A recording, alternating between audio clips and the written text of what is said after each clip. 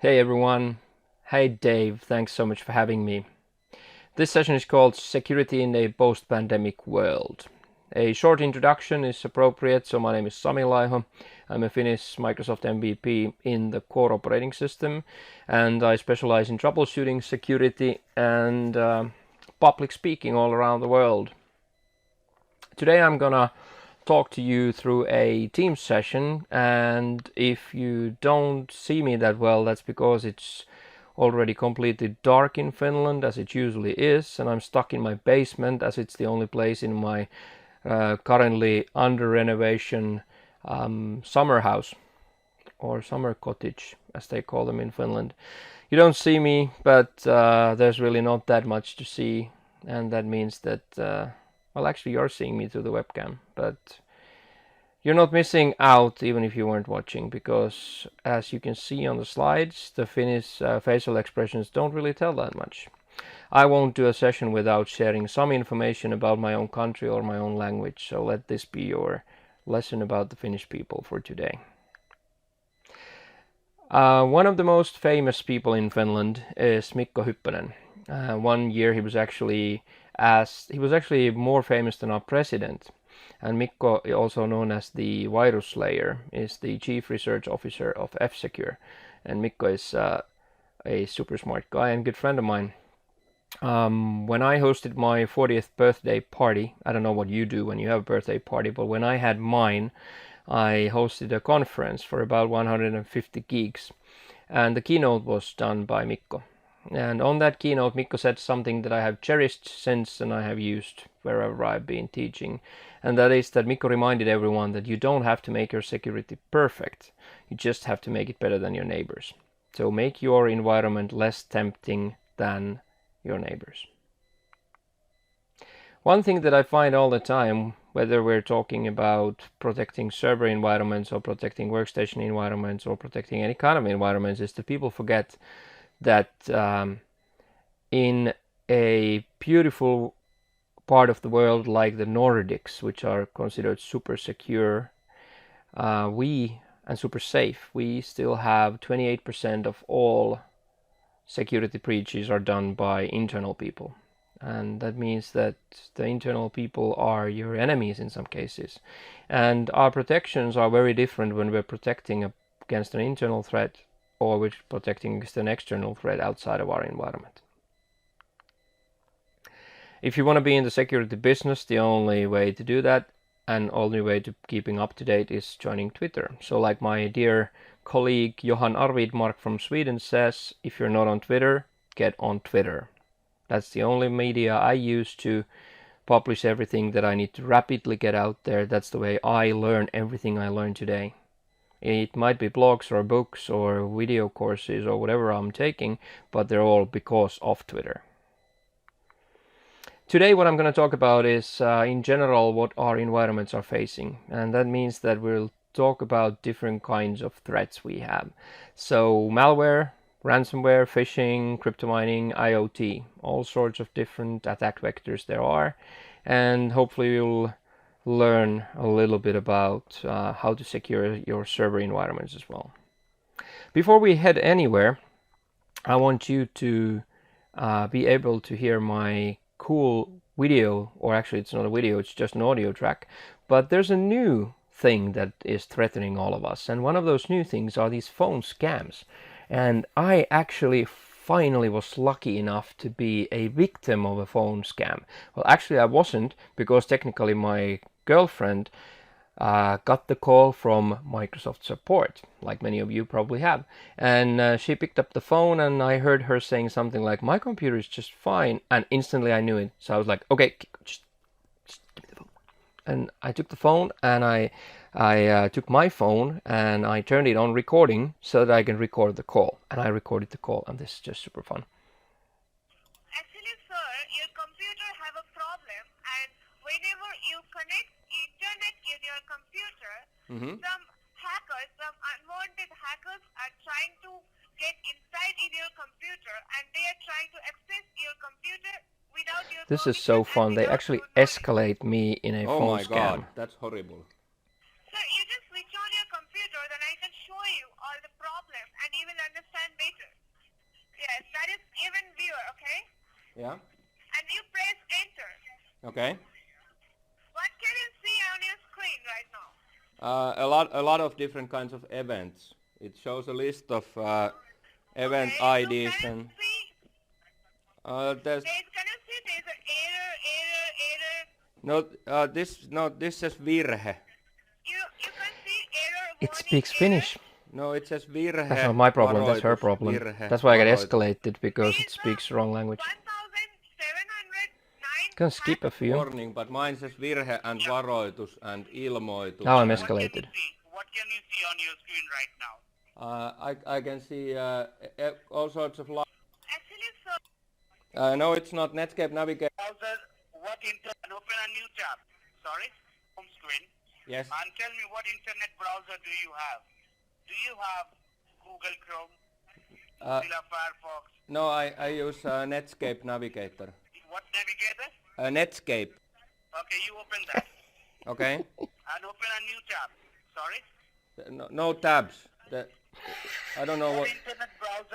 What internet browser do you have? You have Google Chrome? No, Internet Explorer? No, Netscape Navigator. It's a Linux computer, right? No, it's a Windows computer. But Netscape Navigator is a Linux computer. They don't even know what Netscape No, Navigator it's is. not. Now Netscape they're Navigator saying is it's a browser Linux that's computer. that runs on Windows. Oh, I'm so what old. computer you have, sir? Fujitsu something. And you don't have any other computer, sir, apart from this computer? No, I've had Laptop? No, I've had this since like 1993. It's my only computer. Very old computer, sir. Very old. Very old Yeah, computer. that's why I tried even downloading Chrome, but because this Windows 95 doesn't support more than Netscape Navigator. Yes. And sir, what mobile phone you are using? Nokia 3110. It's an Android phone. No, old Nokia 3310. Old Nokia 3310. Everything is old. Everything is old. Yeah, sir, what I'm going to do, we are talking to the technician, okay, and they're going to call you back, okay? Sir, you don't have to call me back, because I recorded this and I'm gonna use this in a security presentation at Black Hat, so I'm a security specialist, so you don't have to call me back. It's been fun and I've enjoyed it and recorded everything, so don't call me back, please. Thank you. Okay, so that was fun. Anyway, so I'm just trying to take their time as much as I can. The problem here is that I can't heal the world myself, because there was actually, even to Finland, which is a super small country, we had more than 1 million calls last year. So that's insane. But it was super funny, like escalated in a phone scam call, and anyway, that was fun. The more traditional way of attacking environments is the traditional malware. Now, the traditional malware has exploded for the past decade, and now it's about 1 million new pieces of malware found per day. And that means that we can't protect against them with the traditional ways anymore. The traditional way of having an executable that you launch from somewhere, that is maybe kind of like a little bit out of fashion, but it's still there. Now, of course, the authors of all this malware, they want to target an audience that is as big as possible, and they want the biggest market share operating system. And that's the funny thing, that Android actually gets more than 24,000 bad apps per day. And that is just because of the statistics. This is from the summer. You could go stat counter and see it yourself, a newer one if you want, but this is from last summer, and you can see that Android has bypassed Windows, and Android is the most used operating system. Android is Linux based, and I hope you all know that Linux is a Finnish operating system. So even though Finland is not that famous for our colonies, we will gradually take over the world. And something that Mikko Hyppönen, who I mentioned earlier, also told me that I didn't know at my birthday party, was that we actually own Unix as well, because Nokia, our used to be big mobile phone operator, which I don't want to talk about, they own or bought Bell Labs, and Bell Labs owns Unix. So technically Finland owns Unix and Linux. So if you start counting, I'm sorry, but we will just take over the world. So what about if you have old operating systems? One of the first things when we're talking about how to protect against malware is of course keeping your operating systems up to date. So Windows 7 and Server 2008 R2 are now out of support, which means that you should absolutely be aiming to get to the newer ones. But we will have those. So what if you have those in place? Then I have this 3-step format that I use to protect those. First of all, limit how they can get malware. So of course you shouldn't let them go on the internet if possible. Limit how they can run malware. Use whitelisting. App blocker or software restriction policy. Don't allow them to run anything in their user profile. Just make sure they only run things that are in program files. Get rid of admin rights on those machines. That's an absolute must-have thing. And then they will just not be able to execute that malware. And then limit what they can do with malware by removing admin rights. Even if they for some reason would be able to pass your whitelist, they can't really do that much. And of course, I mean, network isolation is just absolutely important in these cases. But as I kind of like explained, that the traditional antivirus is almost dead because it can't find 1 million bad things per day. Many people think that whitelisting is difficult, or actually now you're not supposed to call it whitelisting and blacklisting anymore. Those are terms that are not allowed, so I'm sorry. In Finland we haven't decided yet if we're going to call them allow lists or block lists or whatever. But anyway, I'm still going to call it whitelisting for now. Sorry for that. It'll take me a few years to get that term out of my head. That's kind of the same as having your hard disks that are master and slave, but you can't use the terms anymore.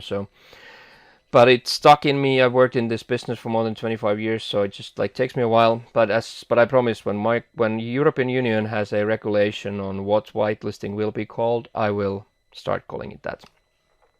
So whitelisting is quite easy because you only have to list one good thing per month on average in my environments. But if you try to do blacklisting, that's impossible, because blacklisting you would have to add 1 million things on that list per day. That's why we say that the traditional antivirus is kind of dead. I'm not saying you should live without it, because it's a nice add-on. If your friend got some ransomware, you maybe won't. So it's awesome. It's cool. Keep it there. But it can't be your primary protection anymore. Now, if we think about antivirus and if we think about blacklisting, I think like today you could actually say that your blacklisting solution is that antivirus. That's what it tries to do. It tries to blacklist things that should not run. But we don't want to do that. Plus, I love whitelisting because it's the lazy admins option. I can choose one thing per month or 1 million things per day. That's a no-brainer, if you ask me. What you need to protect on your machines is entry points. So you have to figure out how these things get on your systems, whether they're servers, whether they're workstations, whether they're Hyper-V machines or hosts or guests or whatever. You have to figure out how will they execute in your environment. Mostly when you double click an email attachment, it's opened by either Windows if it's an executable. If it's a PDF, it's opened by maybe Adobe Reader. If it's an HTML document, it's opened by a browser. So anything that can execute something is the ones that you need to protect. So try to figure out how that malware will launch and then just try to protect that. At least keep that up to date and patched. Okay? If we think about pure numbers, last year there were 858 total vulnerabilities against the Windows operating system. More than ever. That is a new record of holes in the OS. So you have to patch them. You have to keep them up to date. But you can't always. But think about this. Most of bad things come through the internet.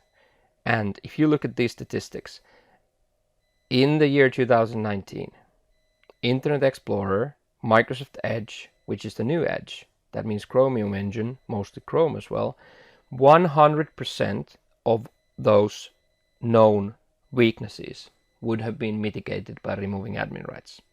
If you've ever heard my sessions, you know I'm a strong proponent of this. But since 1993, the book Windows NT 3.1 user guide says that in Windows there is no security if you're running local admin. So if you have local admin, you can't make it secure anyway.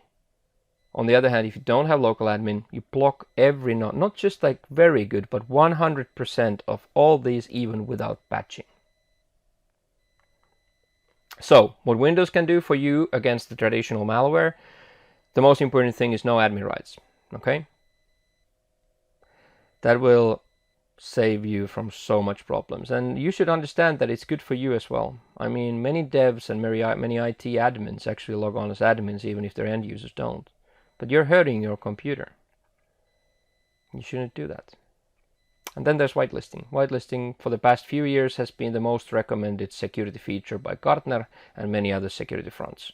So just honestly, every week I have at least 3 to 4 different AppLocker projects running.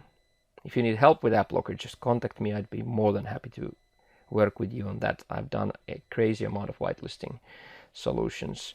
Companies ranging from 1 person up to the biggest customers that I have with more than 550,000 seats. I did that for City of Helsinki. We started with 8,000 lines on our list, and that's what people are afraid that whitelisting will be like. And we went down to 72 with the same end result. So trust me, you can do whitelisting very wrong and very right. Okay? And like I said, new terms. So I have this slide here just to kind of like save my butt. Okay? So I'm sorry. I will learn my lessons instantly when we get an official statement that what the term is. UK has already decided that it's allow listing and block listing, allow listing and deny listing. But we haven't yet decided.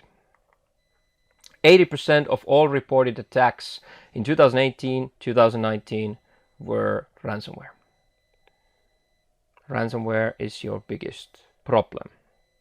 Ransomware is quite difficult to block again or protect against because the whole idea of you using your computers is that you have your documents and you can change your documents. I mean, it would be easy to block against ransomware by saying that from now on all your OneDrive content is read-only. You can't write to it. But I guess that's kind of counterproductive. So probably you still want to write to your documents, and then the problem is that even if I take away your admin rights, I can't take away your right to write to your data. And that's why ransomware and encrypting of files works so well. Ransomware has evolved heavily. The first thing to note is that all of the attacks that are done, not all, but 99% of all the attacks are money driven, financially driven. So monetizing is the key. Ransomware started with what you see on the right side. That's the WannaCry incident that we have, or the WannaCry attacks. They were global. They were able to get on your machine, encrypt your data, and then they used an SMB weakness on your network to get to the next computer. That wouldn't work if you didn't have admin rights. So I'm not saying that removing admin rights would have blocked WannaCry itself, but what it would have blocked was the spreading of WannaCry, at least inside of your company. Okay, so that was the first thing. They took your files, they encrypted them, and they held your data hostage, asked for ransom. Then they moved on and they started taking the whole company in. Now, if you're taking the whole company, here's the biggest deal here. I mean, if you want to protect your environment, the most important rule there is that you have to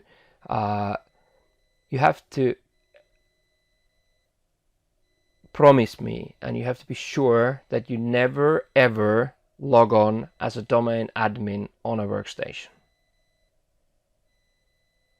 Never ever do that unless it's a PAW, privileged access workstation. Because the difference there is if you log on as a domain admin to a workstation and you get malware, then what they'll do is they will actually encrypt your Active Directory database and your Active Directory sysvol shares, and they will hold your company hostage. And that's what they're aiming for. They want the whole company, they keep the whole company's databases encrypted, and then they ask for ransom. Bigger bets. Bigger payers, bigger bets, more money for the bad guys. Then they have evolved and started to hit infrastructure now. So instead of just a company, they hit a city, they hit a infrastructure like water, maintenance or electricity or stuff like that. Currently, we're still in a situation where if you lose power, you're gonna lose your internet connection. But we're kind of moving more and more towards the fact that if you lose your internet connection, you could lose your power. so the world is of course changing, and it's easier to attack the whole infrastructure itself. So this is taking a city as the hostage. There's huge amounts of US cities that have been under these attacks. Now, of course, the sad thing currently is with COVID is that even while we speak, there are a few hospitals around the US that are being struck by the Ryuk ransomware. And they're taking the hospital as hostage, which means that they will probably pay because people are dying unless they get that incident sorted out. That's cruel. Sometimes you might not have to even touch the computer. Maybe you can just threaten their person's personal reputation instead. Here I have an email that I got. Hi there. The last time you visited a porn website with teens, you downloaded and installed the software I developed. My program has turned on your camera and recorded the process of your masturbation. My software has also grabbed all your email contact list and a list of your friends on Facebook. I have Sami.mp4 with you jerking off to teens, as well as a file with all your contacts on my computer. You are very perverted. They have never even touched my computer. They have never executed a malware on my machine. They're just assuming that I am one of those many that have been to those dirty websites, and they're holding my personal reputation as hostage. I currently, while we speak, am on a break from a long streak of interviews. I've been interviewed by our biggest news agencies, our biggest news broadcasts, our biggest newspapers, biggest European newspapers, because I was actually a victim myself in a breach, which is, I think, the cruelest cybercrime I have ever seen, and it hit Finland. So this Vastaamo is a company that is a psychotherapy institute, and I was a victim in its attack, and now I'm hunting them down. I have a personal motivation, and I'm helping out police, and I were trying to catch them.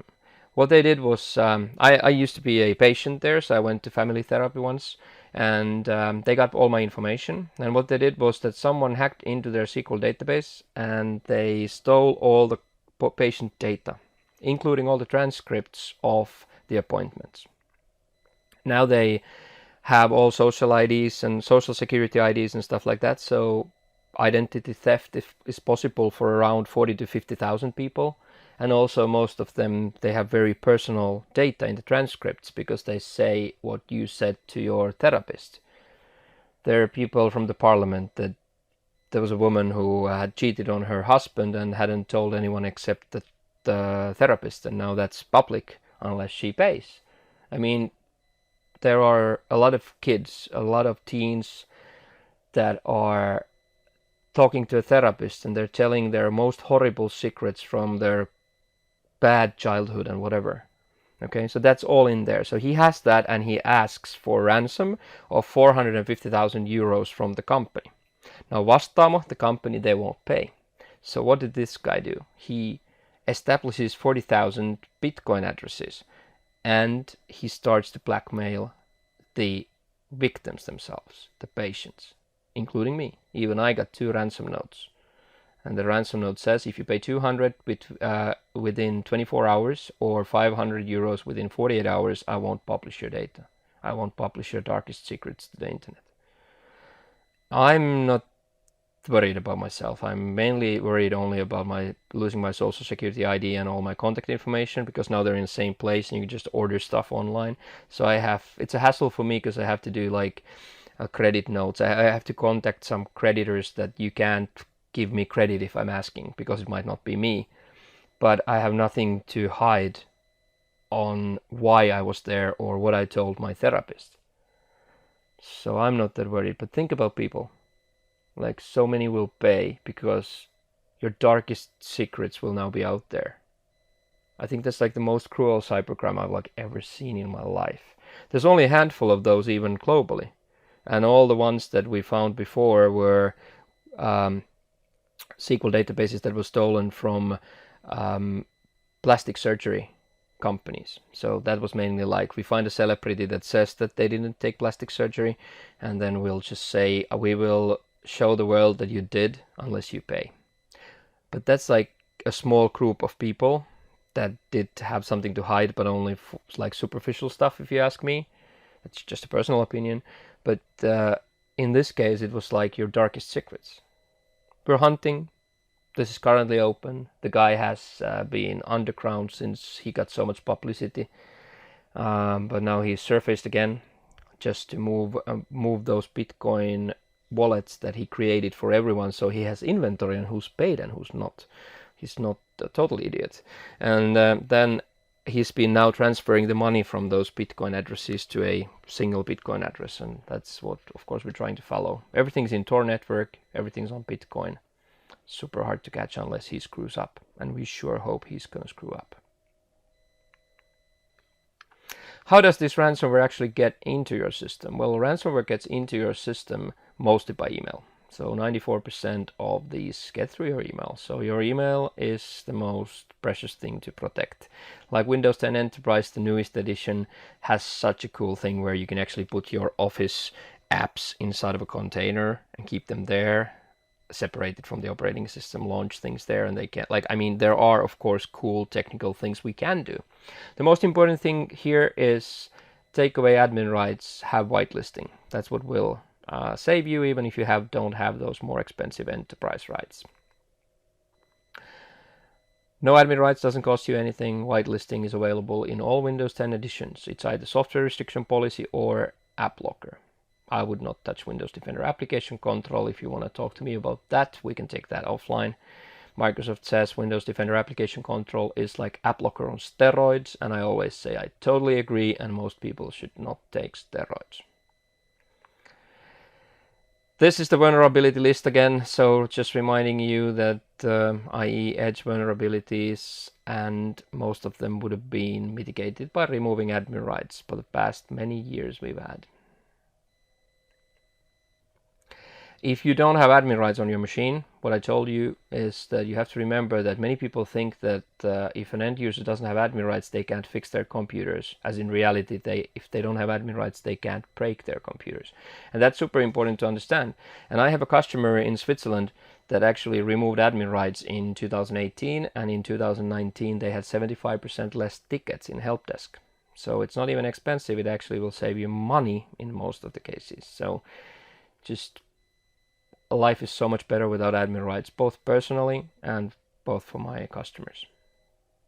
And you can still keep it usable. We can solve this with PolicyPack, Beyond Trust, Centero. There are different kinds of solutions that can solve this. So it's I have a customer in Finland that has 170 devs, only devs, and I took away admin rights from them.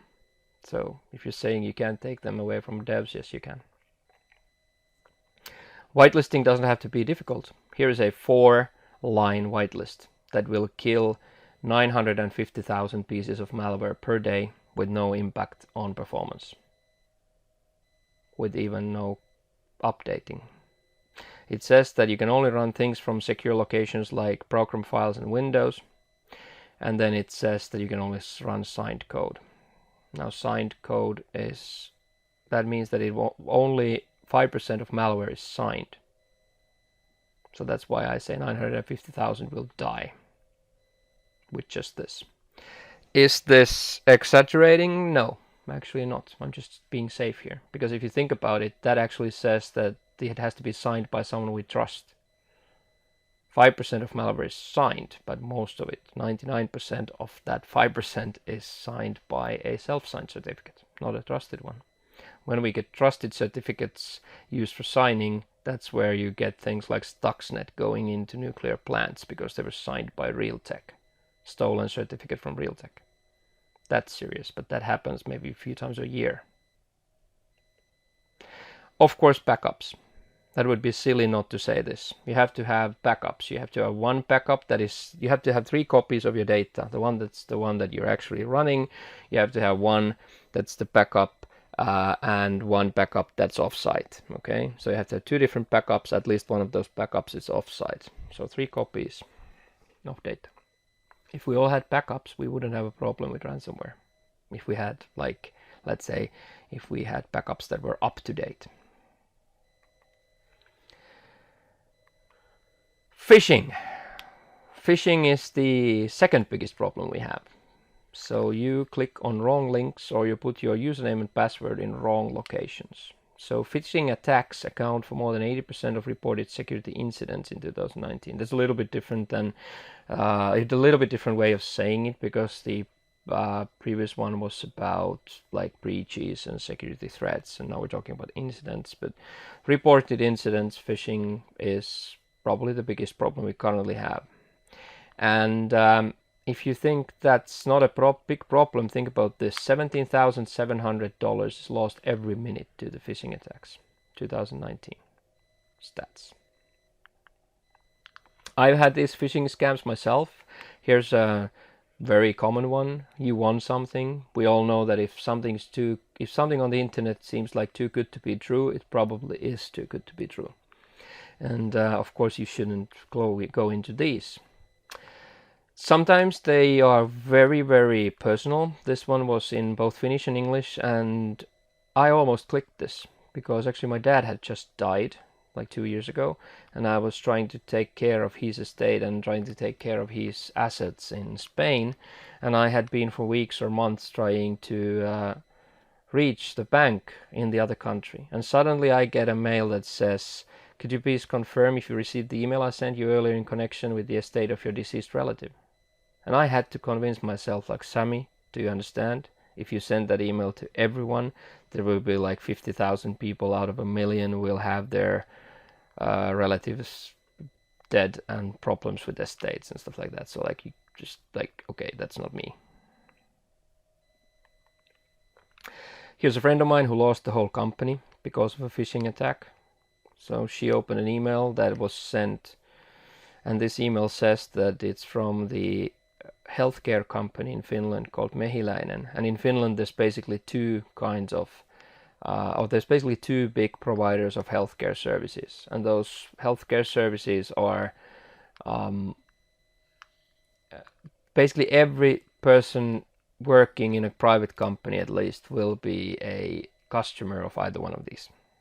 So it's very easy to send everyone saying, hey, here's your confidential information about your results coming from Mehiläinen, and it will work for every 1 out of 2 people.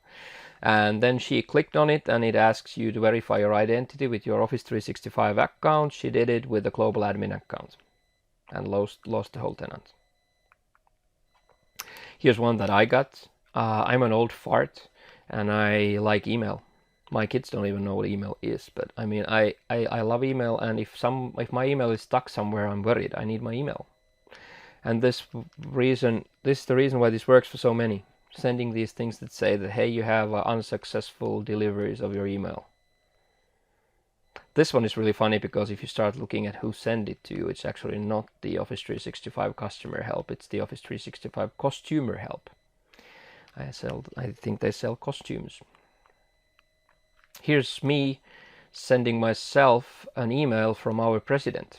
Our national airline, Finnair, has a website, and on their website, if you have a booking, you can actually send your booking information and anything else you want, basically, to anyone you want. But the funny thing is you can choose who it's sent from.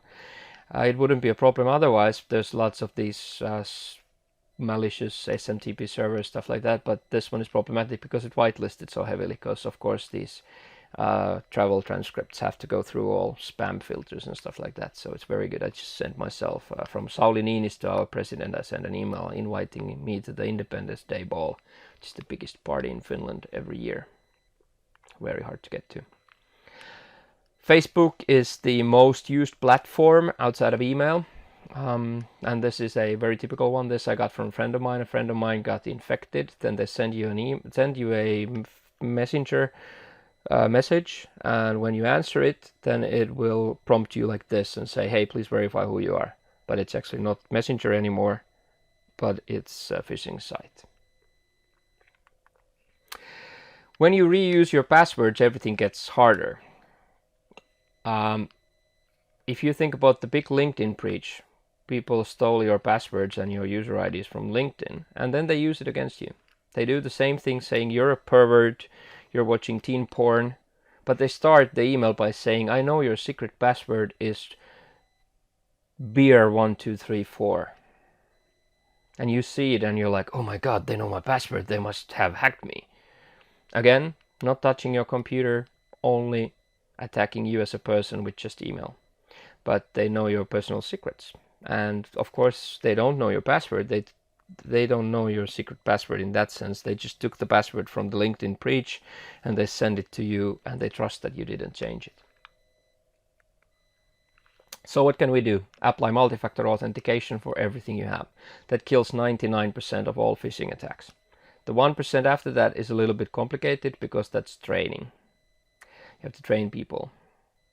MFA can be done with Microsoft Authenticator, Google Authenticator. I actually did this at Ignite. I showed two-factor authentication, and as smart cards are difficult and virtual smart cards will be deprecated, I actually used a live hedgehog for multi-factor authentication. And sadly, I put under investigation for violating the code of conduct for speakers. But I did win Ignite. Best session, and I won the conference as the best speaker and the best session, and the best session was called How to Build a Conference Winning Session. So I think it was worth the risk. The joke here is that I actually used a real live hedgehog. So here's a picture of her. Name was actually Pixie, and I borrowed that from a person in Orlando, but hedgehogs have the same fingerprints as humans, so you can actually have a security hedgehog that you use on your Windows Hello. That's just a joke, so please try and learn how to use MFA. Train your people. Buy these solutions like no before. They will train you with simulated phishing attacks, and that is, you need to do that. That's better that they get caught on a simulation than the real thing. It's super fun. I travel around companies, and on a coffee break I walk around and people come to me like, Sami, I didn't get caught by your simulation. And I'm like, I haven't run anything for months. I don't care as long as they learned their lesson. Stop reusing passwords. Number one tip, never ever use the same password on two different websites. Go to haveibeenbombed.com, put on alerts that whenever you are part of a breach, you will be notified. And when you're part of a breach, go to the website, change the password. You'll be fine because you didn't use the same password on two different websites. You have so many passwords that you honestly nowadays can't live without a password manager. I use LastPass. Just get a password manager. Everyone uses them currently. They're the recommendation. Some years ago, people would have said, you don't need a password manager because behind one password you will lose everything and you just need a good system to remember your passwords. No, nowadays everyone uses a password manager. Crypto mining, the other way of monetizing. So you can monetize by making computers or mobile phones to mine Bitcoin for you, for example. Or even better, instead of mining Bitcoins, just tell people that they should send you money, and because you're so filthy rich, you will send more money back to them.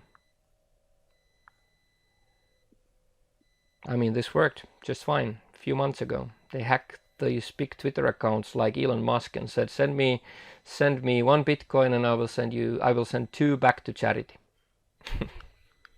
So that's a really cool hack. That was an insider job as well. That's an insider threat.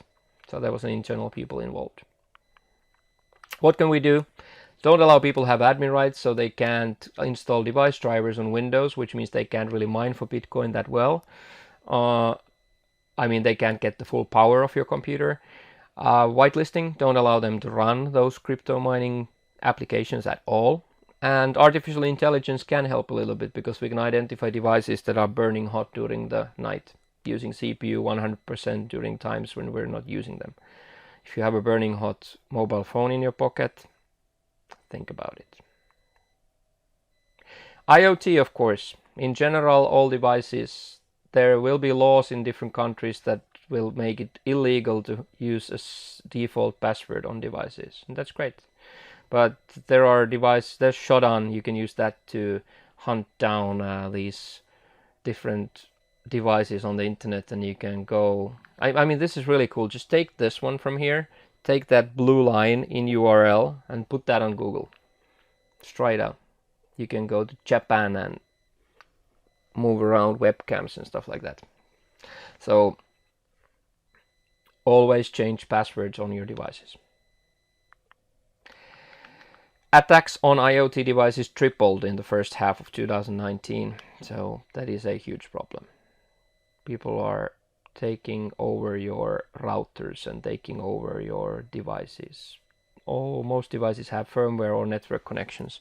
I have a really cool Ultrasaber's lightsaber here, which has 128 megs of RAM, and it has its own firmware. So, I mean, all devices nowadays have these. Training is vital, and everyone needs to chip in. I have a horrible case for you, or an example for you. Here is a bank employee. It's just a normal employee, and she has the computer with that chipped off smart card. And I was wondering, like, why is that chipped off? I actually knew the answer in a way, but I asked her, why is it chipped like that? And she said, when you put the device in the backpack, it breaks when the smart card is in the computer. And I was like, well, I don't know if you knew it, but it's like the idea here is that you keep the smart card out of the machine, so if someone steals your computer, they don't have the smart card. And she felt really bad and sad, and I was like, honestly, it's not your fault. If your company did not tell you how to operate with these, it's not your fault. So that's I mean, that's sad. Companies deploying security solutions but not teaching how to use them. But the fun part about this was not this one. Like a week later or something, that same person comes to me with a big smile on her face, and she says, Sami, I have a picture for you. And she showed me the next picture. That is a picture of the CIO of that bank. I mean, bank, money. People's money are there. CIO, Chief Information Officer, not an end user. This is his computer. He cut it with scissors, so it won't break when you put it in the backpack. Insanely difficult to teach people, so I'm not saying it's an easy job. Training is cheap. Data breaches cost enterprises an average of $3.92 million. So I think you have the budget. So what have we been talking about?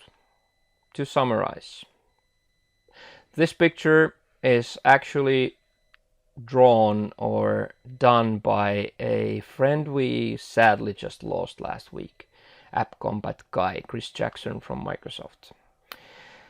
But he was a very, very smart guy, and he drew this or made this.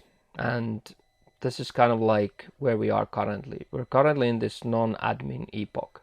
People are starting to understand that you can't have admin rights. You just can't, because Windows operating system is not built to withstand the use of admin rights, so it can't be secure. It can never be secure unless you take away admin rights. But we still allow apps to run. We only try to blacklist the bad things.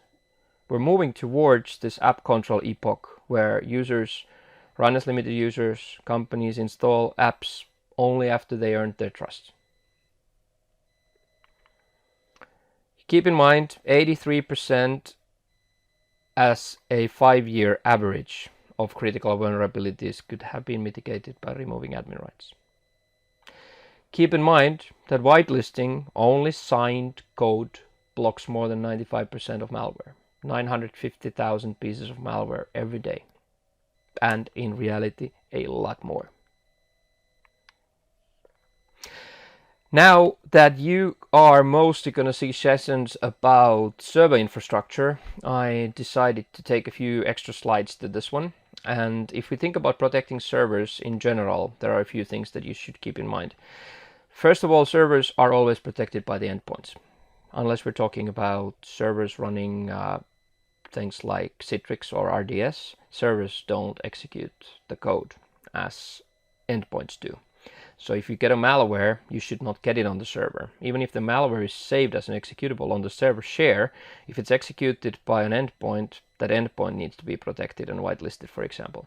So just remember that you have to protect the thing that executes the payload, that executes the binary. If I run an application that's malicious and I run it from the server, it's in my RAM, the endpoint needs to be protected. Look at the network ports, see who is listening, and protect those. So that's always good. Check outside, do a network scan, and look that you make sure you know every port on what's listening in it, and just protect those. And if at all possible, try to use IPsec everywhere you can. That just makes this a hell of a lot easier. And then, of course, the most important part for any environment where you are operating at is to understand that you have to tier up your AD. So every Active Directory needs to be split into 3 different tiers.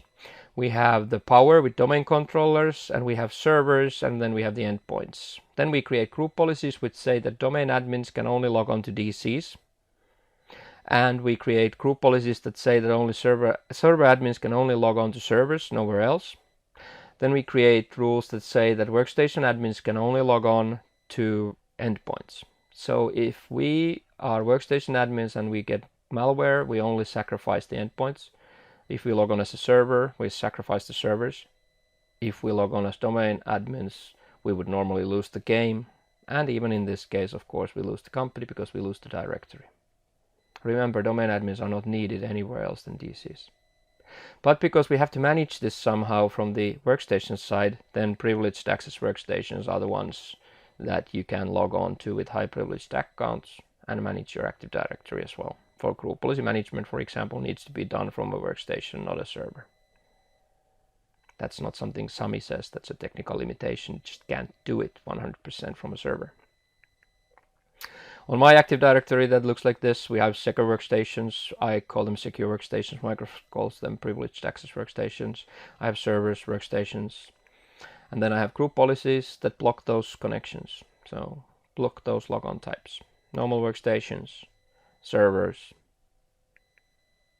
If you don't want to do anything like this, you only want to do what's absolutely necessary, I would never forgive you if you didn't do this. Then look at this link.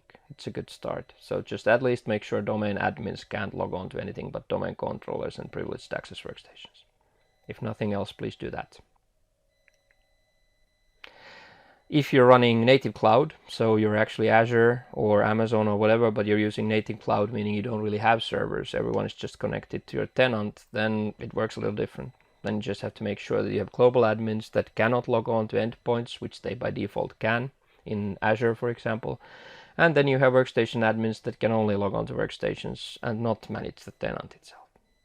So you only have 2 tiers, but the idea is exactly the same.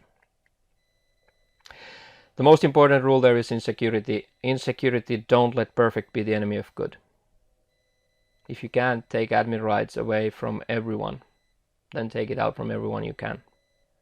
If you have to allow a weird app running from your user profile in your whitelisting solution, then that's just one app. That's still 1 million bad things per day that you're almost blocking.